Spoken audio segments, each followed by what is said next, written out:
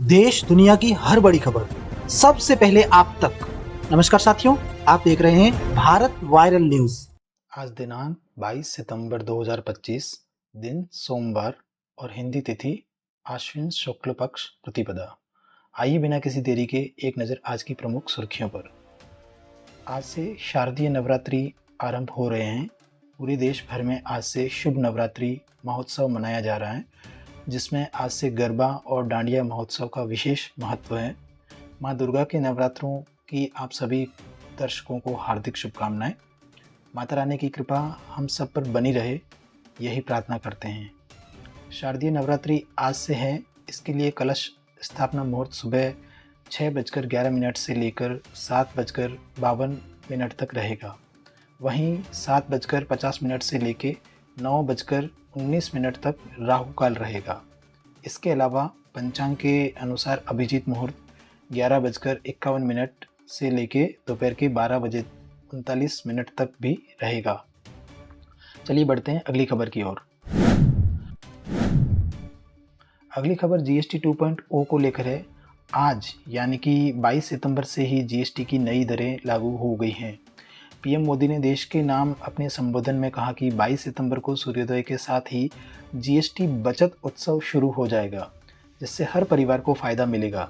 GST 2.0 में अब केवल 5% और 18% की दरें ही रहेगी। इससे रोज़मर्रा और खाने पीने की चीज़ें और सस्ती हो जाएगी। इन सब पर अब या तो 5% टैक्स देना होगा या तो टैक्स फ्री होंगी। पहले जिन सामानों पर 12% टैक्स लगता था, उनमें से 99% चीज़ें अब 5% टैक्स के दायरे में आ गई हैं। पीएम मोदी ने साथ ही आत्मनिर्भर भारत और स्वदेशी पर जोर दिया। चलिए बढ़ते हैं अगली खबर की ओर। अगली खबर पीएम मोदी को लेकर है। आज पीएम मोदी नॉर्थ ईस्ट का दौरा करेंगे, जहां पर वे 500 मेगावाट के 2 हाइड्रो प्रोजेक्ट की नींव रखेंगे। कुल 36,000 करोड़ रुपए के प्रोजेक्ट्स की नींव रखी जाएगी। इन प्रोजेक्ट्स के माध्यम से अरुणाचल प्रदेश, त्रिपुरा में हाइड्रो पावर पर फोकस किया जा रहा है। पीएम मोदी आज सुबह 10 बजे ईटानगर पहुंचे 2 हाइड्रो प्रोजेक्ट्स की फाउंडेशन रखेंगे, जिसके वर्ष 2027 तक उद्घाटन का अनुमान है। इन प्रोजेक्ट से 5 लाख से भी ज़्यादा स्थानीय को फ़ायदा होगा और 10,000 से भी ज़्यादा नौकरियों के अवसर पैदा होंगे। चलिए बढ़ते हैं अगली खबर की ओर। अगली खबर अमेरिका के H-1B वीज़ा को लेकर है। ट्रंप प्रशासन ने H-1B वीज़ा के लिए दिशा निर्देशों की घोषणा की, जिसमें शुल्क में भारी वृद्धि की गई है। अब H-1B वीज़ा के लिए 1 लाख अमेरिकी डॉलर वार्षिक चुकाने होंगे। H-1B वीज़ा का इस्तेमाल बड़ी संख्या में भारतीय टेक एक्सपर्ट अमेरिका में काम करने के लिए करते हैं। बता दें कि इससे पहले इस वीज़ा की फ़ीस $460 हुआ करती थी, यानी वीज़ा फ़ीस को तकरीबन 100 गुना तक बढ़ा दिया गया है। इससे 72% भारतीय आईटी प्रोफेशनल्स प्रभावित होंगे। अमेरिकी राष्ट्रपति डोनाल्ड ट्रंप ने H-1B वीज़ा के लिए फ़ीस में भारी भरकम इजाफा करके लाखों भारतीय युवाओं के सपनों को चकनाचूर कर दिया है, जो अमेरिका जाकर टेक कंपनियों में अपना करियर बनाना चाहते हैं। ट्रंप प्रशासन के एक फैसले से उनके सपनों को बड़ा झटका लगा है। चलिए बढ़ते हैं अगली खबर की ओर। अगली खबर आरबीआई यानी कि रिजर्व बैंक ऑफ इंडिया से आ रही है। आरबीआई फॉरेक्स रिजर्व यानी कि देश का विदेशी मुद्रा भंडार 695 अरब डॉलर से बढ़कर अब 700 अरब डॉलर क्रॉस कर गया है। इससे रुपये को मजबूती मिलेगी और रुपया और अधिक स्थिर हो सकेगा।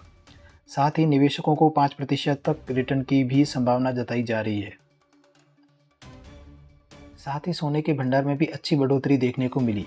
यह 2.1 अरब डॉलर बढ़कर 92.42 अरब डॉलर हो गया है। यह जानकारी भारतीय रिजर्व बैंक की तरफ से शुक्रवार को दी गई। इसके साथ ही आरबीआई ने वित्त वर्ष 2026 में भारत की 6.6% जीडीपी ग्रोथ यानी कि सकल घरेलू उत्पाद का अनुमान लगाया है। चलिए बढ़ते हैं अगली खबर की ओर। अगली खबर एक स्वास्थ्य रिपोर्ट को लेकर है, जिसे स्वास्थ्य और परिवार कल्याण मंत्रालय द्वारा जारी किया गया है। रिपोर्ट के अनुसार महाराष्ट्र के 60 लाख से भी अधिक बच्चे एनसीडी यानी कि गैर संचारी रोगों से ग्रस्त हैं। विशेषज्ञों ने बताया कि कुल 6 मिलियन में से 3.3 मिलियन अस्थमा से पीड़ित हैं, 2.4 मिलियन बच्चे मोटापे से ग्रस्त हैं और हर साल टाइप 1 डायबिटीज़ के लगभग 2000 नए मामले सामने आते हैं। विशेषज्ञों ने इसे एक अदृश्य महामारी बताया है। इसके रोकथाम के लिए 1 अक्टूबर से स्कूलों में स्क्रीनिंग कैंप लगाए जाएंगे तथा मुफ्त आवश्यक दवाओं की आपूर्ति सुनिश्चित की जाएगी। चलिए बढ़ते हैं अगली खबर की ओर। अगली खबर खेल समाचारों से है। एशिया कप में भारत ने पाकिस्तान पर लगातार दूसरी जीत दर्ज की। भारतीय टीम ने सुपर 4 के दूसरे मैच में पाकिस्तान को 6 विकेट से हराया। दुबई इंटरनेशनल स्टेडियम में भारत ने 172 रन का टारगेट 18.5 ओवर में 4 विकेट पर हासिल कर लिया। अभिषेक शर्मा ने 39 बॉल पर 74 रन बनाए। भारत ने पाकिस्तान के विरुद्ध लगातार 7वां इंटरनेशनल मैच जीता है। इसके साथ ही एथलेटिक्स में नीरज चोपड़ा ने 84.85 मीटर का थ्रो किया। वर्ल्ड एथलेटिक्स चैंपियनशिप 2025 फाइनल के लिए क्वालिफाई किया। भारतीय एथलीट ने ग्रुप ए क्वालिफायर में अपनी पहली ही कोशिश में 84.50 मीटर का ऑटोमेटिक क्वालिफिकेशन मार्क पार कर लिया। चलिए बढ़ते हैं अगली खबर की ओर। अगली खबर शिक्षा के क्षेत्र में नौकरी से संबंधित है। EMRS यानी कि एकलव्य मॉडल रेजिडेंशियल स्कूल ने टीचिंग और नॉन टीचिंग पदों के लिए 7,267 रिक्तियों की भर्ती निकाली है। TGT, PGT, PRT और अन्य गैर शिक्षण पदों के लिए ऑनलाइन आवेदन 19 सितंबर 2025 से शुरू हो चुके हैं और आवेदन करने की अंतिम तिथि 23 अक्टूबर 2025 है। उम्मीदवार EMRS की आधिकारिक वेबसाइट पर जाकर आवेदन कर सकते हैं। और इसी के साथ आज की खबरों का यहीं पर समापन करते हैं। वीडियो अगर आपको पसंद आया तो इसे लाइक करना, शेयर करना और भारत वायरल न्यूज़ को सब्सक्राइब करके बेल आइकन जरूर दबा देना। रोजाना ऐसी इन्फॉर्मेटिव जानकारियाँ, महत्वपूर्ण समाचार देखने के लिए बने रहें भारत वायरल न्यूज़ के साथ। धन्यवाद।